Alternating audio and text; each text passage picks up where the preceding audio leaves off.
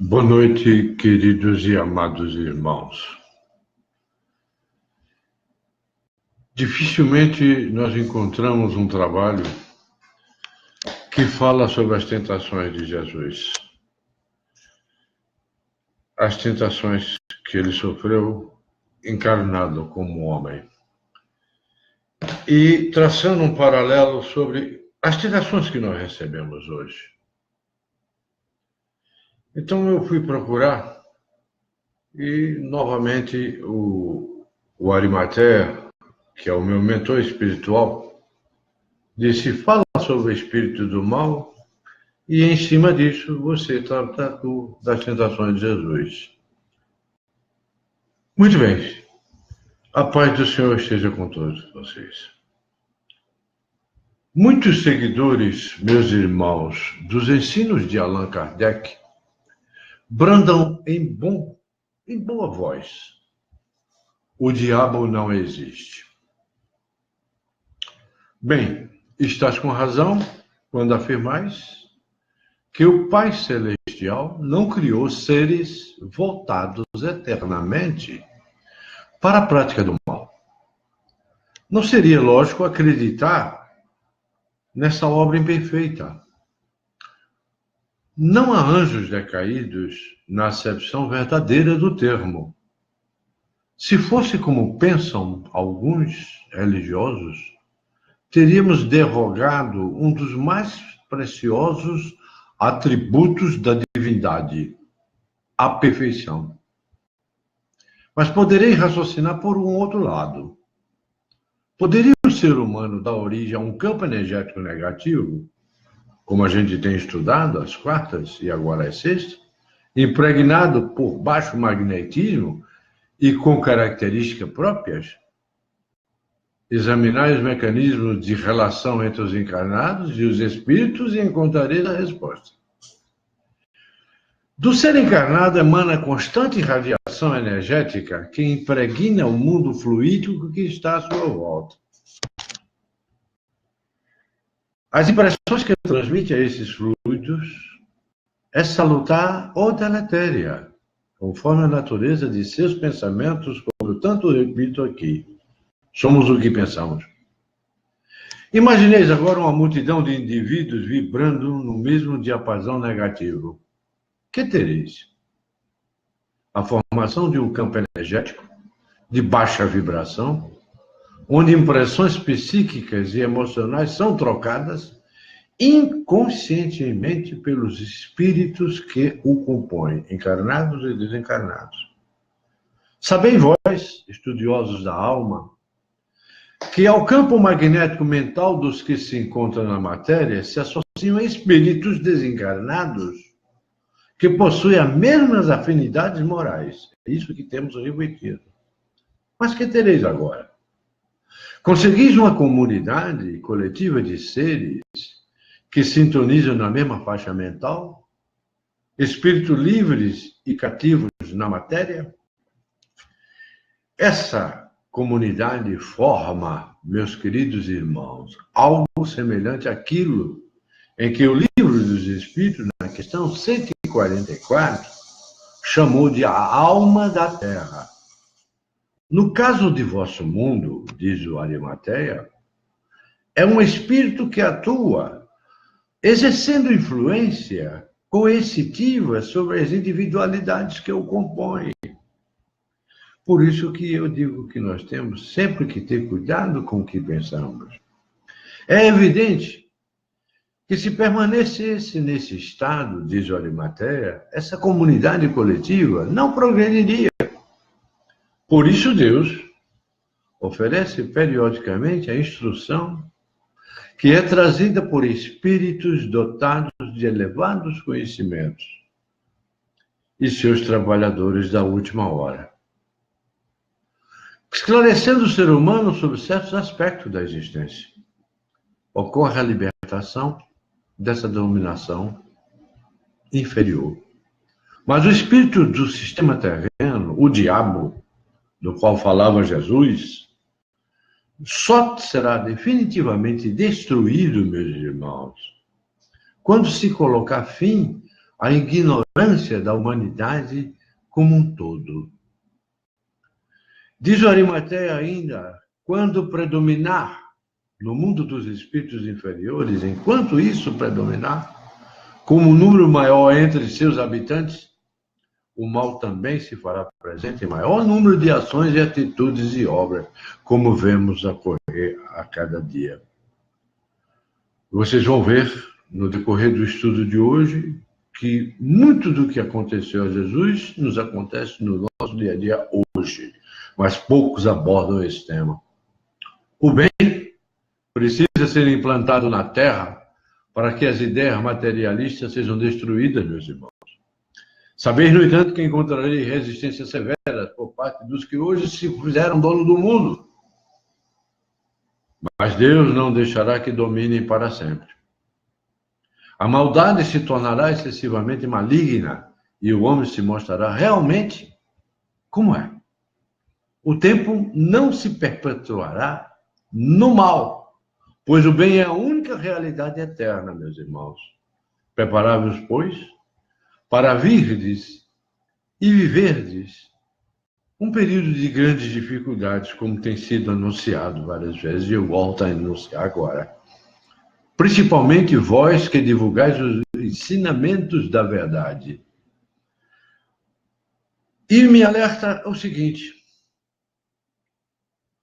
orientai-vos para essa obra bendita, ditada pelos espíritos superiores, examinai e instruí-vos com todos os livros espíritas, a Bíblia, que vos parecerem sérios e em consonância com as teorias ensinadas por Jesus e constantes da codificação. Não vos afastai desse espírito, meus irmãos, de Jesus, pois ele será a vossa segurança nesse mar de dúvidas e desenganos, que é o que eu tento esclarecer às quartas e sábados, que aos poucos envolve a humanidade e, por consequência, nosso movimento religioso. E termina para mim dizendo assim: recebam todos nós as bênçãos dos espíritos que vos assistem. Arimateia. E se diz servo de Deus, como digo eu agora, servo de Deus. E é nesse momento que eu passo aos estudos, que é muito interessante, sobre a tentação de Jesus. E curioso, porque é muito pouco abordado nos centros espíritas, nas igrejas. A tentação de Jesus está em Mateus, Lucas e Marcos. Em Mateus, no capítulo 4, de 1 a 11. Lucas, no capítulo 4, de 1 a 13. E Marcos, no capítulo 1, de 12 a 13. Vocês observem que nós temos demonstrado que cada evangelista, cada um dos discípulos que escreveram os evangelhos canônicos, que foram escolhidos posteriormente, tem uma forma própria de falar sobre esse assunto. Vamos começar com Mateus. O Mateus diz assim: então foi levado Jesus pelo Espírito ao deserto para ser posto à prova pelo adversário. Foi levado? Nós vamos discutir isso. E tendo jejuado 40 dias e 40 noites, depois teve fome. Mateus continua dizendo: chegado o tentador, disse-lhe: se és filho de Deus, dize que estas pedras se tornem em pães. Mas Jesus respondeu: está escrito, não só de pão viverá o homem, mas de tudo o que sai da boca de Deus. Olha que coisa linda. Então o adversário o levou, é outra expressão que nós precisamos esclarecer, o adversário o levou à cidade santa e o colocou sobre o pináculo do templo. E disse-lhe: se és o filho de Deus, lança-te daqui para baixo, porque está escrito, os seus anjos ordenará a teu respeito, e eles te sustentarão em suas mãos para não tropeçares em alguma pedra. Mateus continua. Tornou-lhe Jesus a responder: também está escrito: não tentarás o Senhor teu Deus. E aí ele disse: eu sou Deus. De novo, o adversário, não satisfeito ainda, o levou a um monte muito alto e mostrou-lhe todo o reino do mundo e o apreço deles, essas riquezas todas. E disse-lhe: tudo isso te darei, se prostrando me adorares. E respondeu-lhe Jesus: vai para trás, antagonista, porque está escrito: ao Senhor teu Deus adorarás, e só a ele darás culto. Então o adversário deixou, e eis que vieram os anjos e os serviam. Há legiões de anjos, que inclusive ele falou: se eu pedir a meu Pai, ele mandará 12 legiões de anjos. E nós já falamos sobre os anjos aqui. Já Lucas diz diferente. Cheio de um Espírito Santo, voltou Jesus do Jordão e foi levado com o Espírito ao deserto. Levado com o Espírito. Precisamos explicar isso. Durante 40 dias, sendo experimentado pelo adversário. E nada comeu nesses dias, mas passados eles teve fome. Então lhe disse o adversário: se és filho de Deus, manda que esta pedra se torne pão.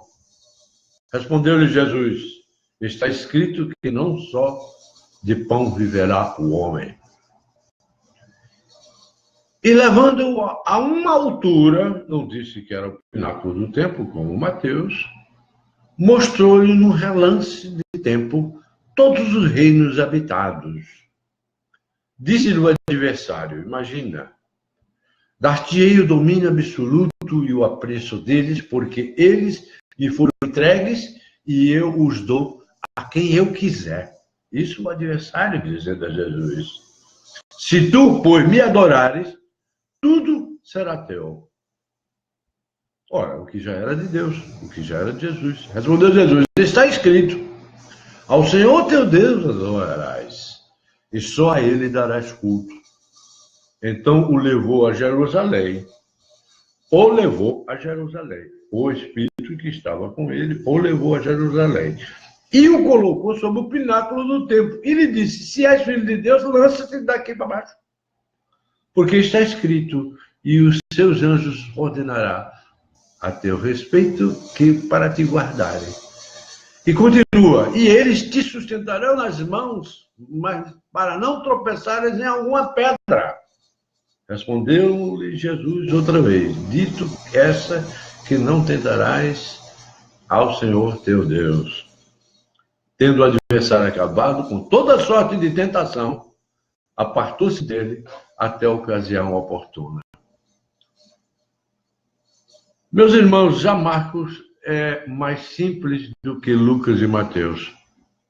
Ele diz: imediatamente o Espírito o impeliu para o deserto, caminhou. E ali ficaram 40 dias, tentado pelo antagonista. E estava com as feras e os anjos o serviam. Vamos interpretar isso, meus irmãos, que as pessoas normalmente não interpretam. Vamos estudar inicialmente 3 palavras que aparecem no texto, que me chamou a atenção, uma hebraica e 2 gregas. E completaram-se logo a seguir o estudo de um assunto, e completaremos, que tem sido mal conduzido por interpretações viciosas. Olha o que eu estou dizendo, por interpretações viciosas. Satã ou Satanás. Em hebraico aparece Satã, e em aramaico aparece Sitená. Mas também se encontram as 2 palavras iniciadas por Samesha. Samesh, em hebraico. Essa palavra significa, meus irmãos, literalmente o opositor, o antagonista, o adversário, ou seja, a pessoa que se opõe. Foi transliterado em muitos lugares para o grego. No entanto, desde os 70, que escreveram os 70, foram as primeiras traduções em grego, até o Novo Testamento, essa palavra aparece também traduzida em grego por um equivalente, diabo, que é um adjetivo. O verbo grego que significa, em relação ao diabo, composto pelas partículas gregas que o compõem, e o verbo simples, que quer dizer lançar, jogar, impelir, tem o sentido de desunir, separar, que é isso que o diabo faz, que o mal faz, desune e separa. Daí derivam outros sentidos, como intrigar, acusar, caluniar, opor-se. Vamos interpretar a coisa da forma como ela tem que ser. Esse verbo é usado nos trechos que estamos comentando agora. 2 vezes na forma simples. Lança-te, Mateus 4:6 e Lucas 4:9. E uma vez no composto, impeliu, em Marcos 1:12. Desse verbo deriva o substantivo, que significa divisão, desunião, onde intriga, acusação, calúnia, e o adjetivo, com o sentido de separar, de dividir, onde adversário, opositor, provocador, acusador, caluniador. Nunca ninguém falou assim. O que é tentador que nós ouvimos o evangelista falar? Em grego é um verbo, só conjugado no presente e no aroísto, cujo particípio presente é uma substantivação, que quer dizer tentar, experimentar, pôr à prova. E o particípio tem o sentido de o tentador. Por isso que eu sempre alerto os teólogos a estudarem grego, a Septuaginta, a Vulgata, por causa das traduções. Concluímos, então, eu concluo, que há sinônimo entre os dois primeiros. E sempre os traduziremos assim. O antagonista, Satanás. O adversário, diabo. E o tentador. São 3 figuras. Antes de prosseguir os nossos estudos da noite, cabe explicar o sentido real atribuído pelo Novo Testamento às palavras antagonista, adversário e tentador. O diabo. Todos os 3 epítetos referem-se à personalidade. É o quaternário inferior que, pela encarnação, estabelece a separação, a divisão, a desunião entre as criaturas e que se opõe à espiritualização. E o adversário antagonista da evolução, que tenta o homem para que ele volte sempre à matéria, sempre à matéria. O Espírito, Cristo, é um só em todos. Um só Espírito há, diz Efésios 4, versículo 4. Porque o foco em criado, Deus, o foco em criado, que eu chamo Deus, é um só. Há um só Deus e Pai de todos. Está em Efésios 4, versículo 6, meus irmãos. Quando as centelhas se afastam do foco de Deus, se esfriam ou congelam para estarem distantes vibratoriamente do calor. E se cristalizam na matéria densa opaca, que é as trevas, por distanciamento vibratório do foco de luz. Estamos encarnados nas trevas da encarnação, da matéria.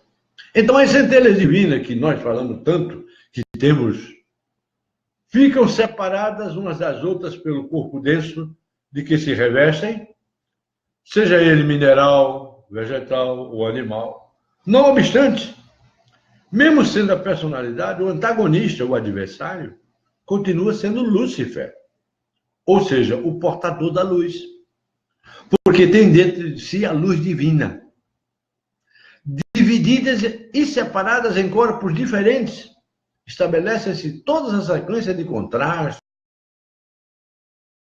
vaidades, ciúmes, ódios. Alguém já explicou as tentações de Jesus assim? O trabalho evolutivo consiste na reunificação de todos em um. Em outros termos, no amor total entre todos, sem distinções, meus irmãos, de qualquer espécie. O que se opõe a esse amor-união e a personalidade, que é o antagonista, Satanás, o adversário, o diabo e o tentador, que atrai o espírito para a separação, querendo sobrepujar os demais, que é como os homens fazem hoje, uns querendo sobrepujar os outros, em tudo. Até as igrejas brigam para serem mais ricas do que as outras. O trabalho evolutivo, meus irmãos, consiste na reunificação de todos em um. Em outros termos, no amor total entre todos, sem distinções a qualquer espécie. O que se opõe a esse amor-união é a personalidade, que é um antagonista, o Satanás, eu estou repetindo, o adversário, o diabo.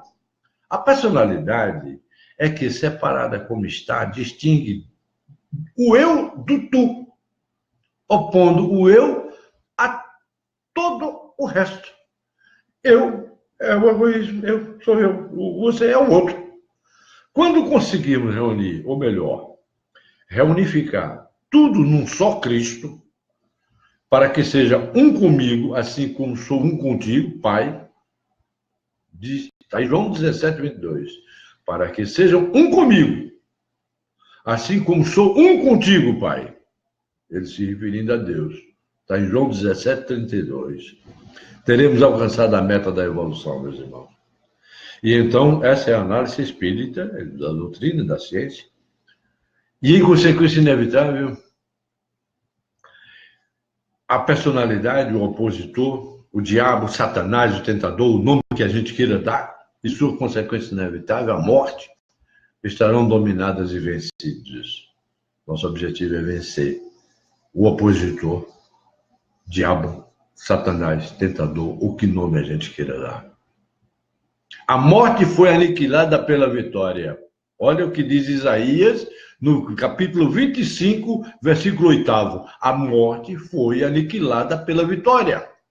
Onde está, ó morte, a tua vitória? Oséias disse no capítulo 13, versículo 14. Onde está, ó morte, a tua vitória? Oséias. Onde está, ó morte, o teu aguilhão, teu estimulante? O aguilhão da morte é a queda. O erro, a involução da matéria. E a força da queda é a lei da evolução. Lemos isso em Paulo, na primeira epístola aos Coríntios, capítulo 15, do versículo 54 ao 55. No entanto, há outras palavras que vulgarmente são tidas como sinônimo do diabo e Satanás, mas que nada tem a ver com esse sentido. Vou esclarecer. Demônio. Nada autoriza a confundi-lo com os termos que eu falei acima. O substantivo grego que referente a ele, tanto no masculino como no feminino, é simplesmente um espírito desencarnado do homem ou da mulher. Podendo ser bom, um guia normalmente é bom, ou regular, normalmente é um espírito familiar, ou perverso, um obsessor. Olha como eu estou colocando a ciência espírita dentro da tentação de Jesus. A literatura grega é farta de exemplos dos 3 graus, embora os 2 primeiros sejam os mais comuns, ao passo que nos evangelhos o mais comum é o terceiro. O perverso, o tentador, o caluniador. Platão usa o termo, esse termo, adjetivo de demônio, ao lado do substantivo para exprimir a sabedoria divina. Daimon, de inteligência. E Heródoto emprega o mesmo adjetivo ao lado de homem, no sentido de homem excelente. Um homem daimon é um homem excelente.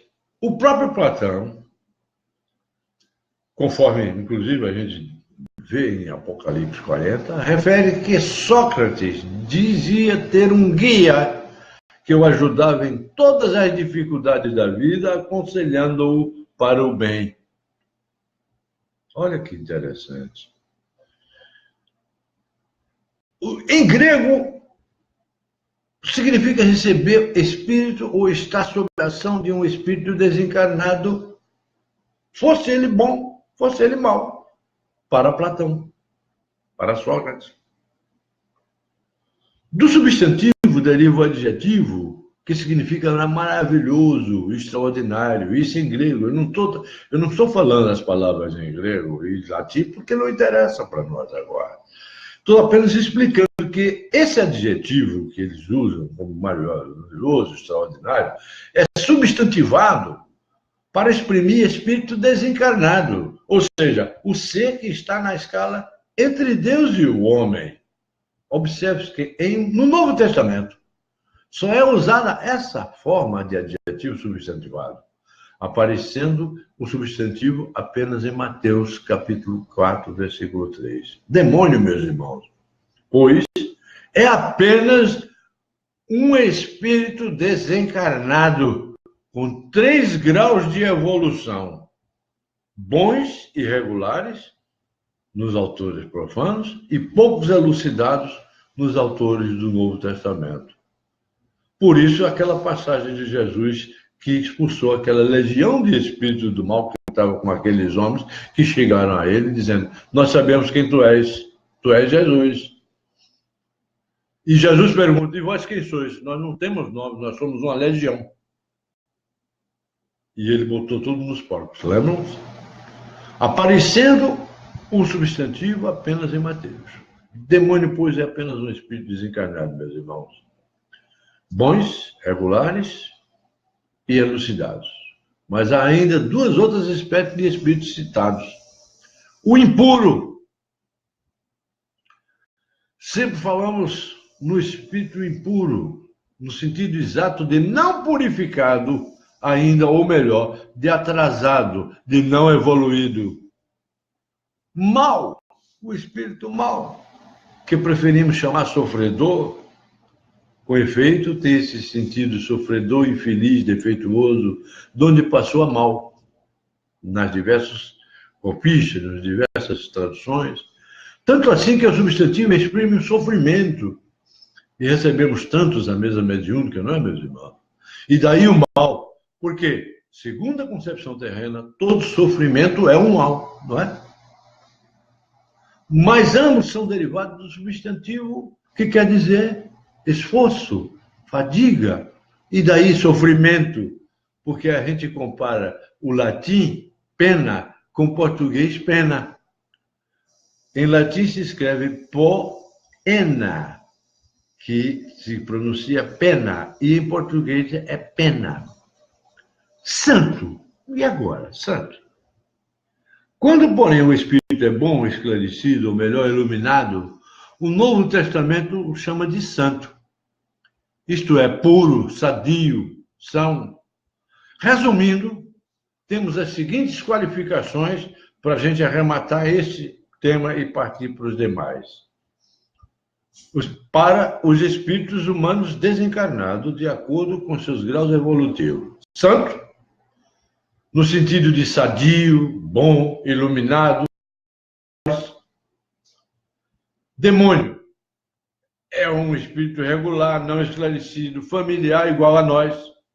Sofredor, que está sofrendo, mas esforça-se para melhorar. Impuro, isto é, atrasado, não evoluindo ainda e que se obstina em continuar no erro. Nós lutamos tanto, oramos tanto, impomos tantas mãos nas nossas igrejas para que as pessoas não sejam obstinadas e não continuem no erro, não é verdade, meus irmãos? A estes, podemos acrescentar mais um termo que eu acrescento agora. Um espírito humano desencarnado, já iluminado, santo, que tem missão especial. E um mensageiro, um encarregado de tarefa especial junto aos homens, também denominamos de anjo. Lucas diz, vamos voltar a Lucas. Lucas diz, Jesus voltou do Jordão cheio de um Espírito Santo. Em grego sem artigo, portanto, é indeterminado. É um Espírito Santo, não é com o Espírito Santo. O epiteto comum, um Espírito bom, iluminado. E foi com esse Espírito para o deserto, que estava com ele, esse Espírito iluminado. Aí temos mais uma vez a preposição grega, EN, com valor associativo, que comentamos já anteriormente. Mateus já diz diferente, afirma simplesmente que foi conduzido ao deserto pelo Espírito. Agenda passiva, com a preposição, que literalmente daria o sentido de sob um espírito, nas traduções. Pode entender-se conduzido sob a influência do Espírito, ou ainda incorporado. Como é que ele foi? O Espírito foi com ele, levou ele, estava nele, tal. Então, são essas interpretações que as pessoas não esclarecem, nem padres nem pastores. O deserto não foi localizado até hoje. Ninguém conseguiu descobrir onde é que foi esse deserto que Jesus ficou. Pela tradição, seria o monte da quarentena, que eu não vou dizer em hebraico como é que é. A 4 quilômetros a nordeste da moderna Jericó. Lugar ermo e cheio de grutas naturais. O deserto, segundo informam as Escrituras, era o local preferido dos espíritos atrasados, conforme Mateus 12:43, Lucas 11:24, Isaías 13:21 e 34:14, e outros. Tobias 8:3, por exemplo. Temos a notícia do jejum de 40 dias e 40 noites, não é verdade? Não se trata de um hebraísmo essa repetição, não. Mas salienta o narrador que Jesus não comeu nem de dia nem de noite. A razão para essa afirmativa, pois no Oriente, depois de ocultar-se o sol, os jejuadores podiam alimentar-se. Pouca gente sabe disso. Como ainda se usa hoje no Ramadã. Você não come durante o dia, mas à noite você se alimenta. Por que 40? Alguém já ocorreu alguém pensar por que 40 dias e 40 noites? É um número simbólico e cabalístico, meus irmãos, que vemos repetido no Velho Testamento. O dilúvio dura 40 dias. Está em Gênesis 7:14. Moisés jejua nos sinais por 2 vezes durante 40 dias de cada vez. Está em Deuteronômio 9:9 e 9:18. Os israelitas ficam 40 anos a peregrinar pelo deserto. Está em Número 14:33. Elias jejua em 40 dias. Está no primeiro livro de Reis, 19:8. Davi e Salomão reinam durante 40 anos cada um. Está na 1 Reis 2:11 e 11:42. E os outros passos ainda. Na própria vida de Jesus, temos esse jejum e mais tarde sua permanência na terra, entre a ressurreição e a sua ascensão, durante 40 dias. Está nos Atos dos Apóstolos, capítulo 1:3. Deve ter algum significado o número 40. Depois assinalam os evangelistas que Jesus teve fome. Aparece então o tentador. Discute os hermeneutas que ele apareceu sob forma humana, corpórea. Se apegou mesmo a pedra com a mão, ou se a cena se passou em pensamento. Não se sabe. Na primeira hipótese, teríamos um fenômeno de materialização. Materializou e colocou uma pedra na mão de Jesus.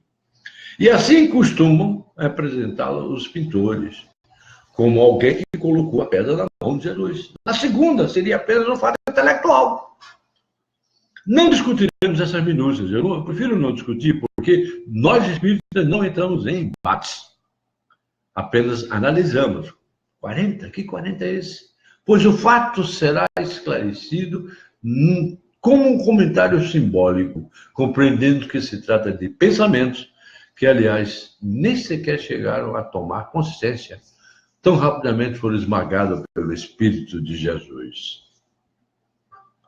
A seguir, vamos enumerar as tentações e vamos compará-las com a nossa de hoje. Parece-nos mais lógica a sequência dada por Mateus. 1. De egoísmo. Transformar as pedras em pães para saciar a própria fome. Trata-se do desejo animal de satisfazer a fome. Isto é, aos apetites egoístas do quaternário inferior que cada um de nós tem.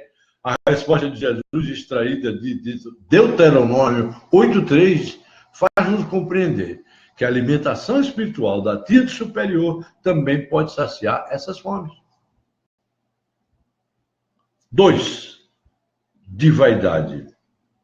Lançar-se de grande altura, confiando que Deus mandará mensageiros para ajudá-lo. O adversário apresenta-se com uma frase do Salmo 91, no versículo 11 e 12. Peguem o Salmo 91, 11 e 12, que eu, inclusive, recomendo sempre o Salmo 40 e o 91, 91, 11 e 12, mas Jesus lhe responde com outra do Deuteronômio 6, 16. É a tentação de ceder à vaidade de demonstrações taumatúrgicas, onde não há necessidade delas, confiando em proteções especiais superiores. A gente quer sempre ter a vaidade de demonstrar. E a terceira tentação, o orgulho. Usar qualquer meio bajulatório para obter fama e poder de domínio. Volta Jesus com um versículo de Deuteronômio 6,13, mostrando que Deus está acima de tudo e só a Ele podemos e que devemos prestar culto. Que orgulho é esse que nós temos que manter? Reverência e obediência, não devendo utilizar-nos de meios escusos para adquirir vantagens, nem pessoais, nem para grupos. Não precisamos nos corromper, nem corromper ninguém para isso. Isso é orgulho, é vaidade. Isso é tudo isso que eu disse, o egoísmo. As tentações de Jesus estão mais atuais em cada um de nós do que pensamos, na verdade, e nunca ninguém discute isso. Discute-se também se o diabo carregou Jesus em suas mãos. É uma outra tese que o pessoal fala. Para levá-la a Jerusalém, colocando sob o pináculo do templo. E se o transportou carregando-o para o cume da montanha. E perguntas, qual seria essa montanha? De onde se viam todos os reis nus do mundo? As soluções oferecidas por alguns comentadores, meus irmãos, são lamentáveis do ponto de vista do bom senso. Eu acredito, que a explicação não esteja na letra, e sim no espírito. Ou seja, no sentido global das tentações, como eu estou falando agora. O sentido de mostrou os reinos do mundo e o apreço deles em Mateus, e a expressão dar-te-ei o domínio absoluto e o apreço deles, pode resumir-se o domínio das criaturas e o apreço ou fama que obteria sobre ele. Quantas pessoas fazem isso hoje no nosso dia a dia? O domínio das criaturas e a fama que obteria entre eles, até pagando, até comprando, as pessoas se vendendo. A palavra grega que representa isso deriva de um verbo que tem vários sentidos: aparência, opinião, crença, doutrina, ensino, em oposição à verdade pura, conhecimento adquirido, ciência e apreço, reputação, de onde aí vem o quê? A glória. Em Mateus, no final do episódio, vocês estão achando interessante essa palestra de hoje, porque ela está muito atual. Eu estou falando sobre a Bíblia de 21 séculos para trás, que é tão atual, né? Quando ela é bem interpretada. Em Mateus, no final do episódio, Jesus usa uma expressão autoritária. Aí Jesus já é autoritário. Retira-te, antagonista. Chama antagonista, que foram as mesmas palavras dirigidas a Pedro quando este se opunha à revelação do sofrimento de Jesus. Está em Marcos capítulo 8, versículo 33. O verbo grego tem o sentido exato de retira-te, submetendo-te, capitula, rende-te e subordina-te, porque é composto para baixo, agir e adeus a Jesus. A conclusão é: afastado do adversário, esses adversários todos, os anjos apresentaram-se para servir a Jesus. No trecho resumidíssimo de Marcos, há um pormenor, que pouca gente atenta para isso. No deserto estava com feras. Lembra-se que eu falei sobre isso? No deserto estava com as feras e com os anjos. Ele estava com as feras e com os anjos que o serviam. Na Palestina, na época, meus irmãos, as feras que perambulavam eram os chacais, os lobos, raposas, gazelas e, menos provavelmente, hienas, panteras e leopardos. O que nós depreendemos disso em termos de ciência espírita, em termos de doutrina filosófica? Mas alguns ensinamentos de profundo alcance nessa lição da Boa Nova. Agora nós já sabemos que as tentações de Jesus são iguais às que nós temos dia após dia em nossa vida. Orgulho, vaidade,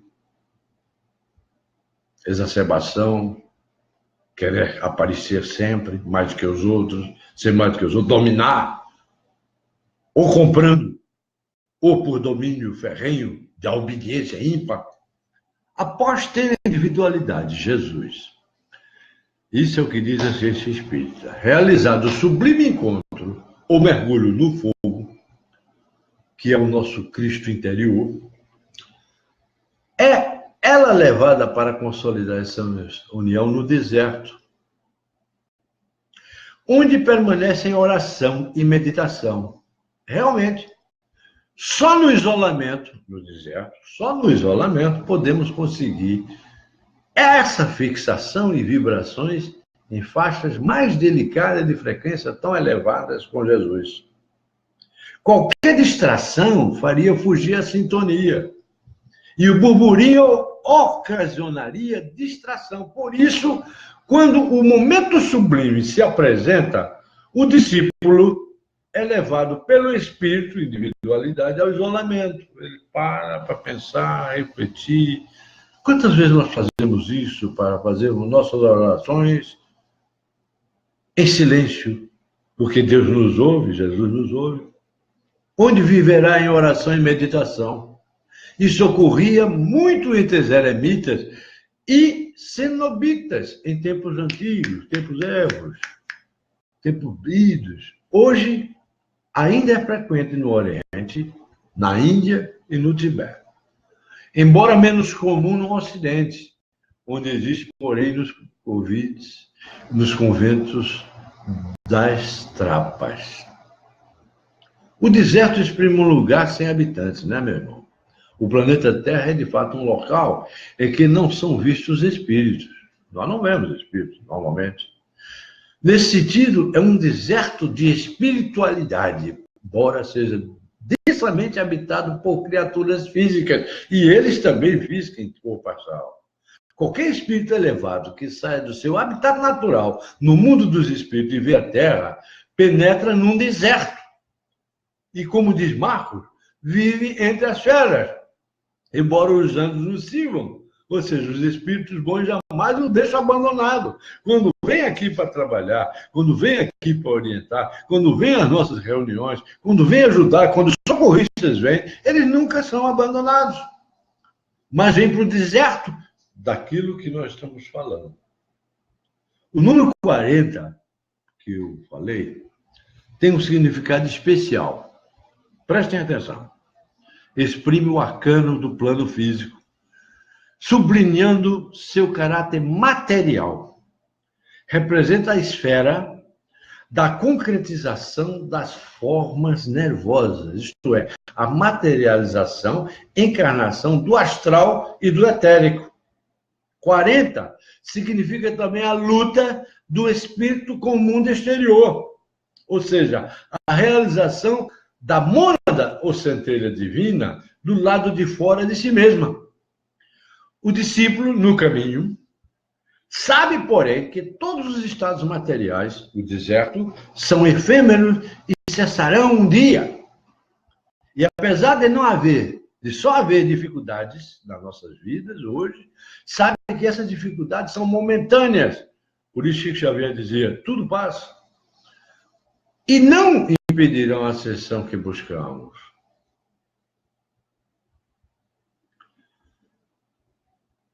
Eu ia citar um autor francês, mas eu não vou citar, porque não interessa quem vai ler esse. É a ciência secreta dos iniciados.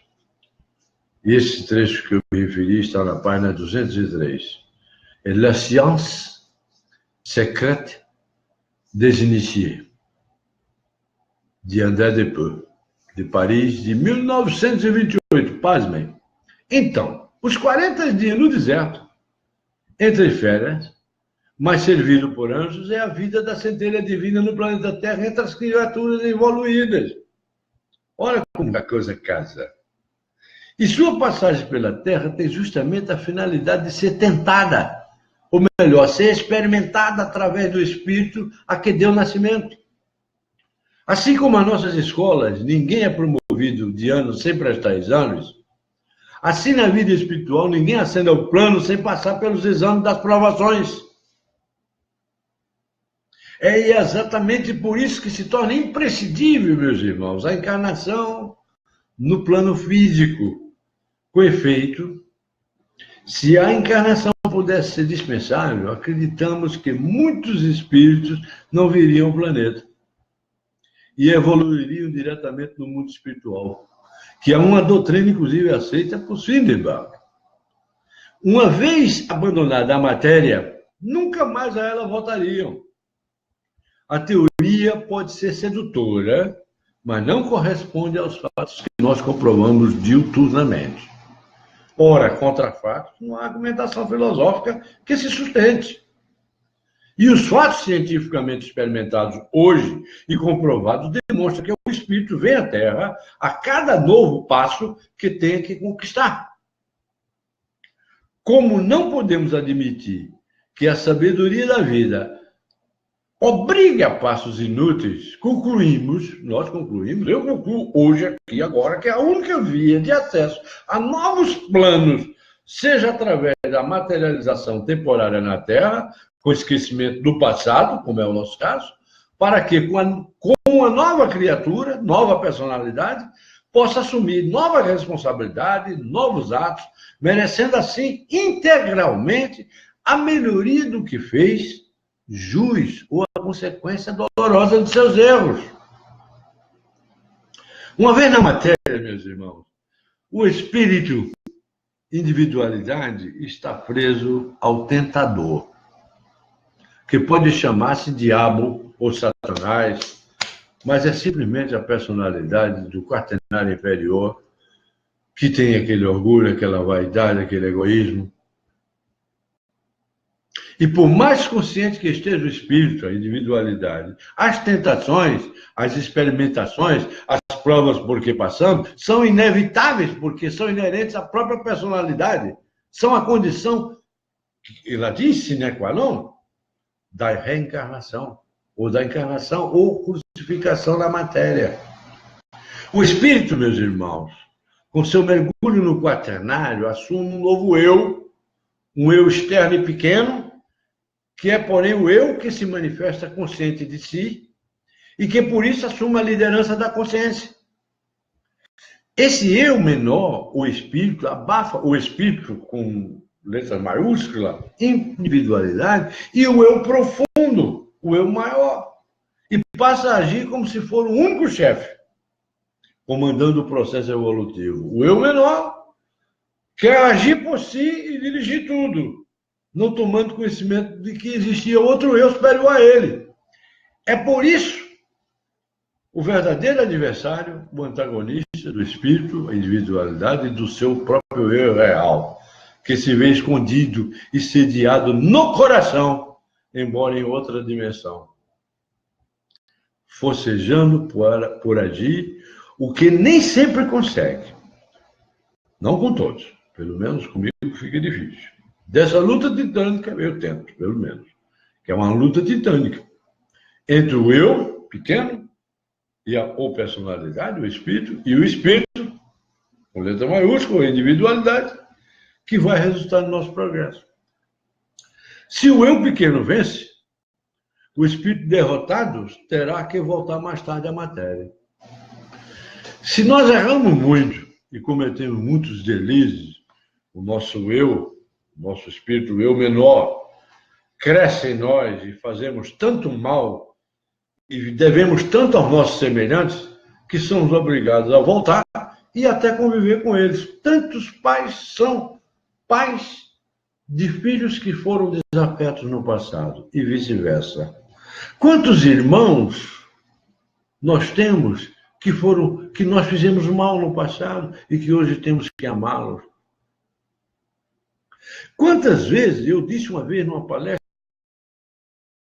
eu disse o seguinte: sabe aquele antipático porteiro do teu edifício, que tu toda vez tem que dar bom dia e apertar para ele abrir a porta para ti?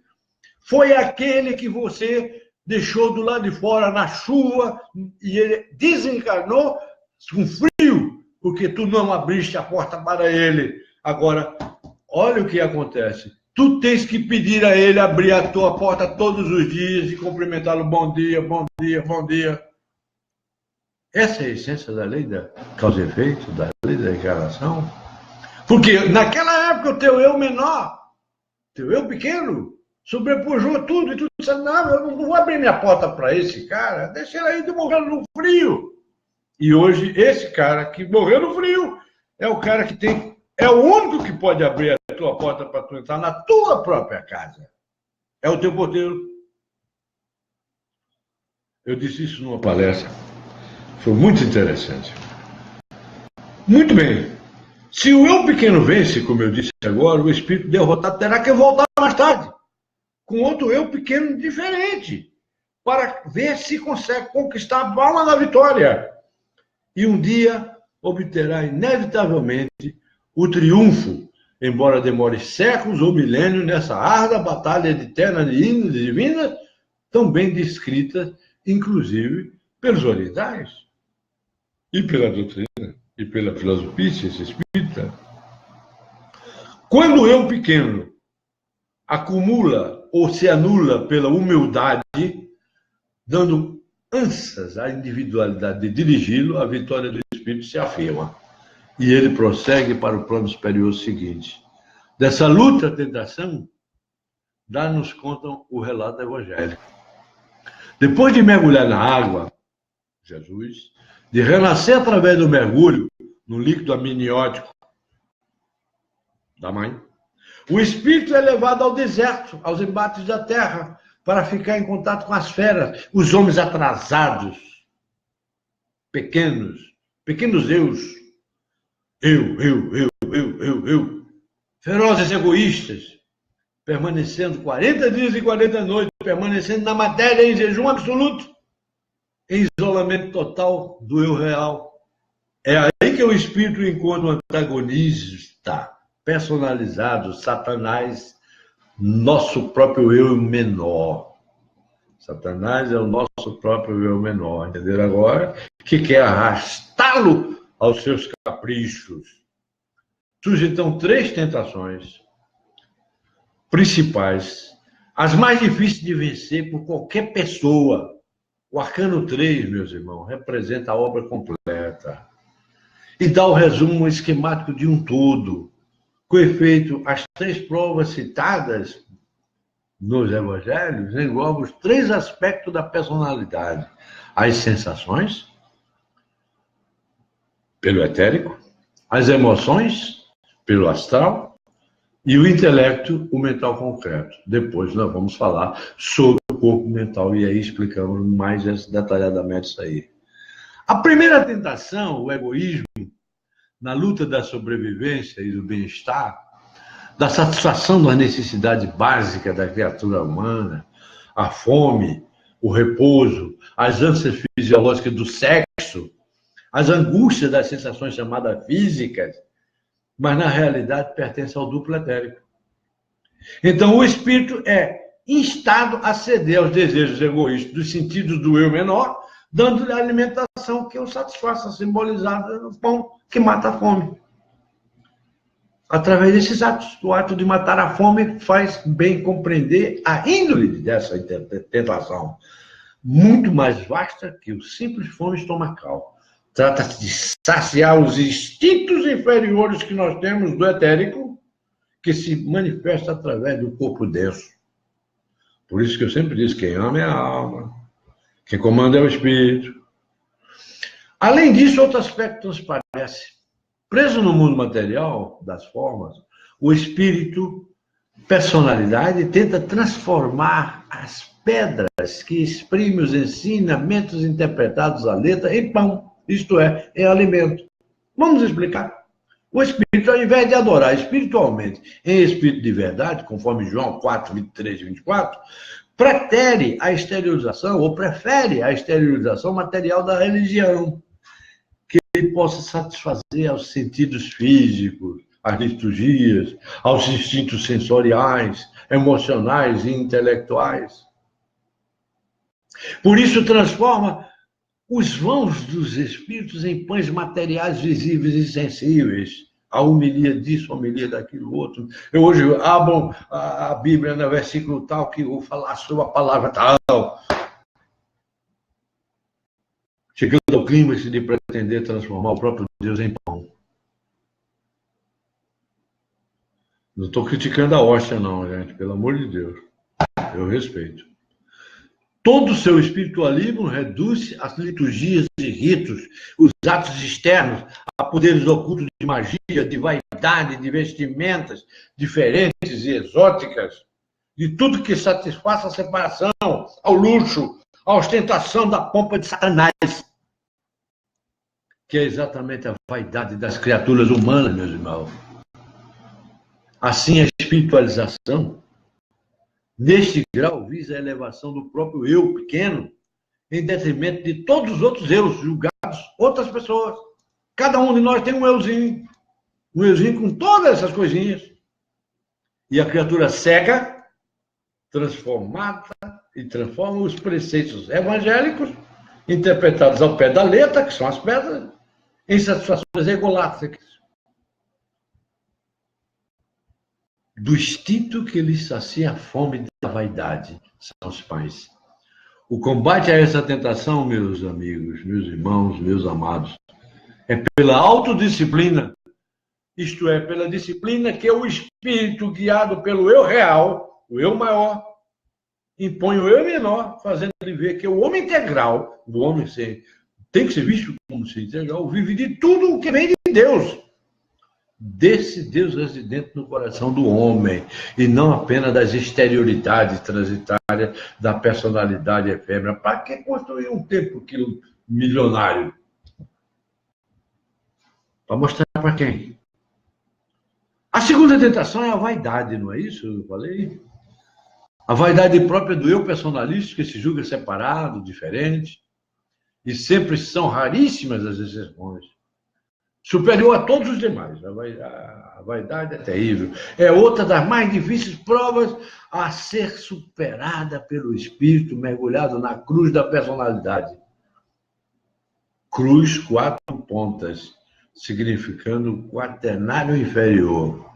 Lançar-se do pináculo ao templo, emoções de grandes efeitos mágicos, na certeza de que Deus o protege em tudo, mesmo nas loucuras insensatas de pretensões vaidosas, por um privilégio a que se julga com direito. É isso que nós queremos. De fato, o desenvolvimento do corpo astral aguça as emoções e as hipertrofia de tal forma que elas empanam o raciocínio equilibrado das pessoas, dando luz à razão, fazendo perder o senso da proporção. Nas criaturas emocionalmente desequilibradas, vemos a ânsia de operar milagres. A rebelião contra a autoridade da razão superior.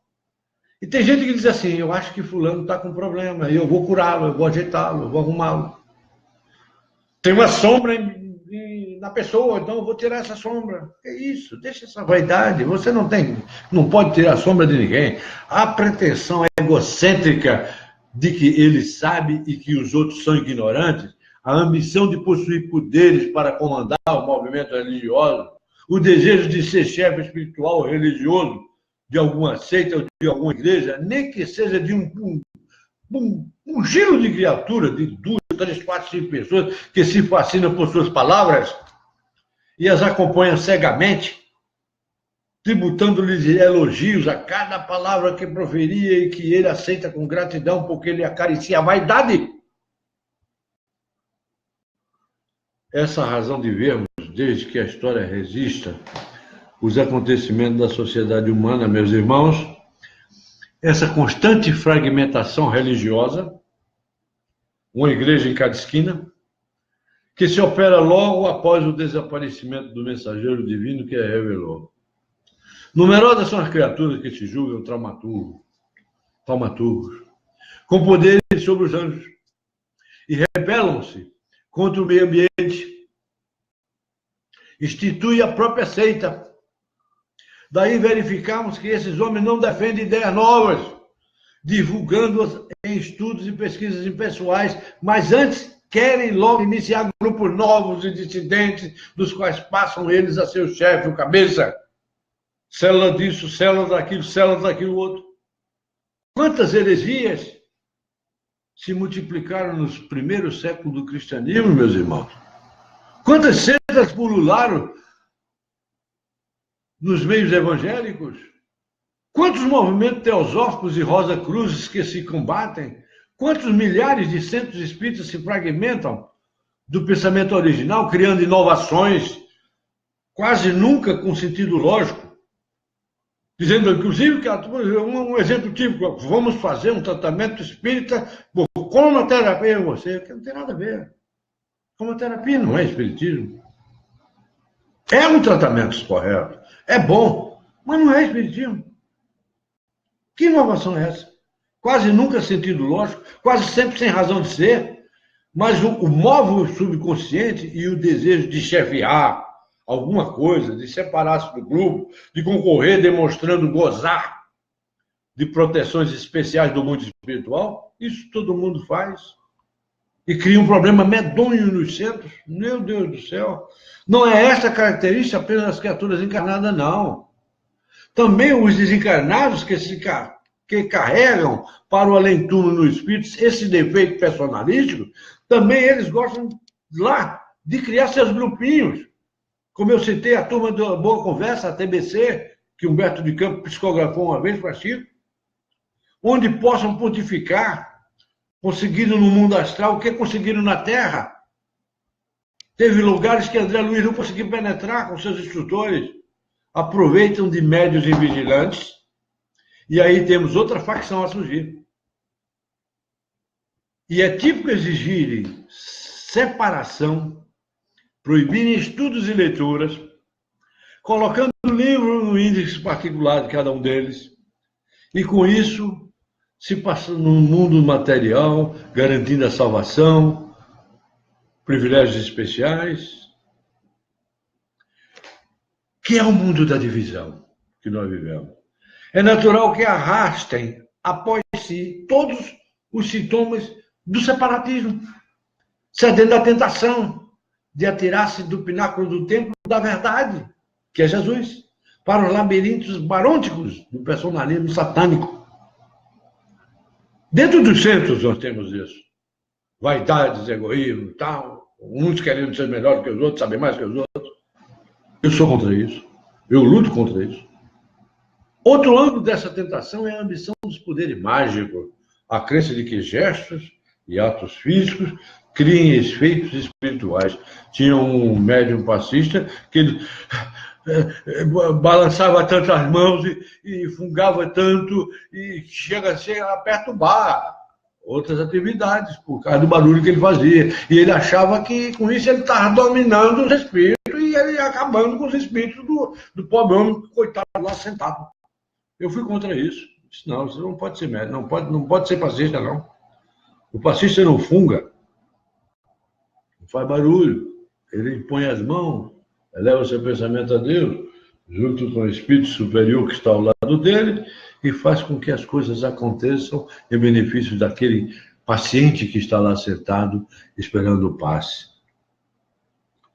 Isso porque eles fazem isso sem pensar nos resultados que possam advir. Os poderes ocultos, que envaidecem e separam as criaturas.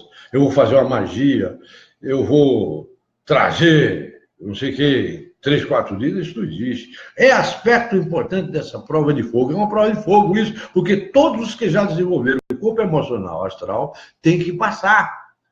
O combate a essa tentação, meus irmãos, isto é, a vitória sobre essa prova Esse exame, a que se é submetida certa classe de pessoas mais evoluídas, que é da anterior tentação, porque já desenvolveram o corpo astral e é realizada com a autorrenúncia do eu menor. Renuncie a essas tentações. Não tentarás o Senhor teu Deus, exprime Jesus. Pois não quererás ser superior ao teu eu real, não pretenderás exigir dele favores especiais, nem quererás impor-se a ele. Renunciar à própria vaidade de querer ser chamado de pai ou mestre. A ninguém na terra chameis vosso pai, porque só há um pai. O pai, um só é o vosso pai. É o pai que está nos céus. Aquele que está nos céus. Nem queirais ser chamado de mestres. Eu tenho pavor quando me chamam de mestre. Muito embora eu tenha que ser chamado de mestre, porque é comum que os homens chamem o professor de mestre. Eu já fui chamado de mestre, mas por essa razão, porque estava dando aula. Por quê? Um só é o vosso mestre. Sabe quem é? Cristo. Mateus 23, 9 e 10. Esse Cristo interno que está dentro de todos nós, e não apenas alguns privilegiados. Jesus deu-nos o exemplo típico dessa vitória, meus irmãos. Pregou um ideal, mas não chefiou nenhum movimento religioso. Atendeu aos judeus, sem afastá-los de Moisés. Socorreu a Ciro-Fenícia, sem arrancá-la dos seus ídolos. Elogiou o centurião romano, sem exigir o seu repúdio a Júpiter. E no exemplo da caridade perfeita, citou o samaritano, que foi assaltado na estrada, de religião diferente da sua, e de tal forma renunciou à sua personalidade que o Cristo agiu plenamente através dele. Nele habitou corporalmente toda a plenitude da divindade, meus irmãos. Está em Colossenses 2, 9. De tal maneira que durante séculos foi ele, Jesus, confundido com o próprio Deus. E é Deus, porque ele e o Pai são um. E isso foi conseguido com seu mergulho de humildade nas águas da matéria. Na sua encarnação como ser humano, ele aniquilou-se, tornando a forma de servo, feito semelhante ao homem, com todos os defeitos que nós temos, e sendo reconhecido como homem, humilhou-se, tornando-se obediente até a morte, e morte de cruz. Está em Filipenses 2, 7, 8. Meu Deus do céu, que humildade é essa? Essa é a experimentação que as criaturas encarnadas, presas à personalidade, crucificadas no quaternário inferior, têm maior dificuldade de superar. Tudo isso. Não é mais no duplo etéreo, não. Com as sensações, nem no astral, com as emoções, mas no terrível, o mais terrível de todos os adversários, maior do que todos os prazeres, sensações, maior que a vaidade, trata-se do intelecto, isto é, do orgulho de julgar-se melhor que os outros.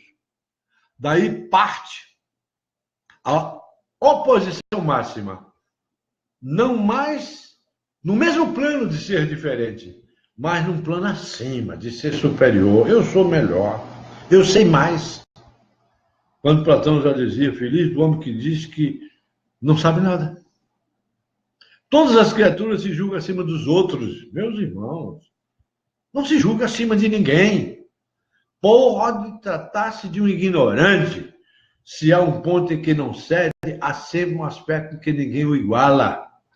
Por ínfimo que seja a criatura, embora reconhecendo a superioridade do outro, ou num ou noutro pormenor, descobre sempre algo em que ninguém lhe é superior. Daí a crítica e o julgamento que sempre todos nós acreditamos autorizados a fazer. Eu faço isso. Nenhuma ideia para mim é absurda, eu resguardo. E a ambição orgulhosa, meus irmãos, do mando ataca a todos. Ao lado da ambição das posses materiais, riquezas, que lhes dá prestígio e superioridade no mundo material, para garantir a força da superioridade. Todos querem ter mais e melhor do que o vizinho. Se o não conseguir, não importa. São mais educados, são mais generosos, são mais inteligentes, são mais fortes, são mais saudáveis, ou gozam de amizades mais ilustres. Qualquer coisa se arrumará para que eles não se trocam com o outro fulano. Meu Deus, que orgulho é esse? Comum é que o chefe religioso venha a missionar logo a seguir o domínio político para ampliar suas ascendências sobre as massas e fazer crescer sua autoridade carismática outorgada por Deus. Os meios de consegui-lo não lhe ferem os escrúpulos, não. E em vez guindados ao poder, e uma vez guindados ao poder, não mais desejam apiar, não quer? Quando você chega no poder, você não quer mais sair. É o que eu chamo a mosca azul te pica, e você não sai mais. Nem sempre isso ocorrerá visando a uma nação. Pode ser apenas pequeno grupo, ou até uma família reduzida. Sempre tem aqueles que querem ser mais do que os outros. Isso explica o desgosto dos pais ao ver seus filhos crescerem e se independizarem. Daí a rebeldia dos filhos, gente, em certa idade, sentindo também a tentação do mando. Já que meu pai me manda, eu também quero mandar. Pretendendo derrubar os pais do pedestal em que se encontram. Provenientes desse messianismo de poder, os ditadores da direita, da esquerda, do centro, do que você quiser imaginar, querem ter súditos. Certo de que só eles e os que os aplaudem são iluminados, têm sabedoria e compreensão, porque gostam deles, querem eles, constituindo os outros um rebanho sem espírito. Desconhece que cada criatura tem Deus dentro de si para eles. Deus está com eles. Por eles são os protegidos de Deus, colocados pela divindade acima de todos os mortais. Não estamos falando de alguns homens, mas de todas as criaturas humanas. Não estou me referindo a A, B ou C, sem exceção. Somos todos experimentados nesse setor. Para superar essa tentação do orgulho, há um só remédio. Nós estamos encerrando já. Não mais adorando a personalidade, Satanás, mas unicamente cultuando a Deus que está dentro de nós, como também dentro de todas as criaturas, moços e velhos, homens maduros e crianças, mulheres e homens, brancos e negros, ignorantes e sábios, santos e criminosos. Quando compreendermos e sentirmos isso, sacrificaremos nosso personalismo e ligaremos nosso espírito ao eu real. Colocaremos a personalidade em seu devido lugar, submetendo como fez Jesus. Rende-te, Satanás, submete-te à individualidade e vai-te embora, sai. Por isso que muitas vezes a gente diz, eu te expulso em nome de Jesus.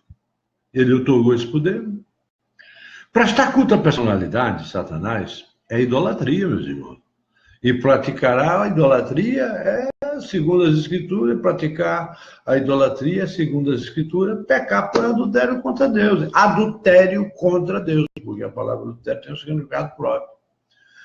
O espírito tem que estar ligado ao eu real e não à personalidade. Se ele se afasta do primeiro para ligar-se ao segundo, está cometendo adultério. Está separando o que Deus uniu. O que Deus uniu, o homem não separa, em Mateus 19:6 e Marcos 10:9. E Deus uniu a nossa centelha divina, o nosso eu menor, para que a gente possa evoluir. E que o homem não separe o eu menor do seu eu maior, do seu eu real, da sua centelha divina. Só o sacrifício, com a submissão do eu menor que nós temos, com todos esses defeitos, com todos esses problemas, é que pode conferir a vitória sobre o orgulho da personalidade, que desejaria dominar e submeter a si a individualidade, pedindo, adore-me. Pai, não seja cruel. Filho, não seja cruel com teu pai. O teu porteiro, que agora é obrigado a abrir o portão para você, porque você também é obrigado a pedir para ele abrir a porta, é resultado da lei de causa e efeito. Quando, porém, o homem vence as 3 etapas, essas que eu frisei, dominando suas sensações, dominando as suas emoções, dominando o seu intelecto, ele vê que os anjos de Deus vêm servi-lo. Preste atenção. Como está escrito, A interpretação é essa. E o eu menor, Satanás, o antagonista, se retira vencido até o momento oportuno, porque outras provas ainda virão, todas elas ensinadas nos evangelhos. Então, meus irmãos, eu acredito que foi uma palestra bem atípica e diferente das demais que nós temos dado, porque nós explicamos uma passagem bíblica extraordinária que falava sobre orgulho, vaidade, sobre egoísmo, sobre tudo isso, e ninguém percebe. Porque as pessoas querem só aparecer, porque elas querem ler a palavra e tal, mas ninguém entende o que está escrito lá. São esses Satanás, esse diabo que existe dentro de cada um de nós, esse eu menor que quer sobremanejar, que quer mandar, que quer ser melhor, que quer ser mais rico, que quer ter mais posse, que quer ter mais poder, que quer ter prefeitura e não quer largar. Quer ser governador e não quer largar. Quer ser presidente da República e não quer largar. É por aí, por aí. E quando chega a ministra, é pior ainda, mas isso é outra história. Gente, pelo amor de Deus, que a paz do Senhor Jesus esteja sempre convosco, e espero que essa palestra de hoje, que um tanto quanto longa, se não me engano, eu acredito que eu levei até um pouco mais do que 1 hora e 10, 1 hora e 15 minutos, mas vocês precisavam interpretar e entender a tentação de Jesus dessa forma como eu falei, que é como a ciência espírita interpreta. Que em nome do Pai, do Filho e do Espírito Santo, que a paz do Senhor Jesus esteja sempre convosco. E sem esses problemas que eu citei, que é do teu eu menor. Suplante seu eu menor. Cresça. Evolua. Liberte seu Cristo interno. Dê um mergulho para a vida. Obrigado.